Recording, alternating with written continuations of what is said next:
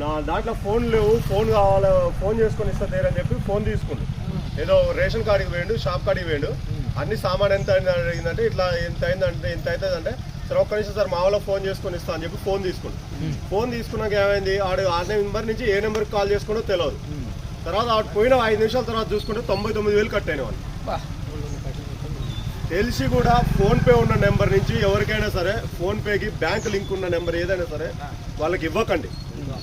ఏది ఉంటే ఒకవేళ మీరు ఇవ్వాలి అనుకుంటే వేరే నెంబర్ ఏదైతే ఉంటుందో మనిషికి ఖచ్చితంగా 2 నెంబర్లు వేయాలి.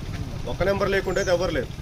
వేరే నెంబర్ నుంచి మాట్లాడేది, వేరే నెంబర్ ఇది. ఈ ఫోన్పేకి మన బ్యాంక్ లింక్కి ఏదైతే నెంబర్ ఉందో ఆ నెంబర్కి అస్సలు ఫోన్లు చేసి ఇవ్వరు ఎవరికి ఇచ్చినా. మొన్న అనుకోకుండా వాడు సామాను తీసుకుందామని వచ్చిండు. ఒక్క ఫోన్ చేసుకొని ఇస్తాను మా వాళ్ళకి ఇట్లా డబ్బులు పంపి అని చెప్తా ఫోన్ చేసుకోను. వాడు ఫోన్ చేసుకొని వెళ్ళిపోయింది, మళ్ళీ వస్తా అన్నాను వెళ్ళిపోయింది. వాడు వెళ్ళిపోయిన 2 నిమిషాలు 99,000 కట్టాను.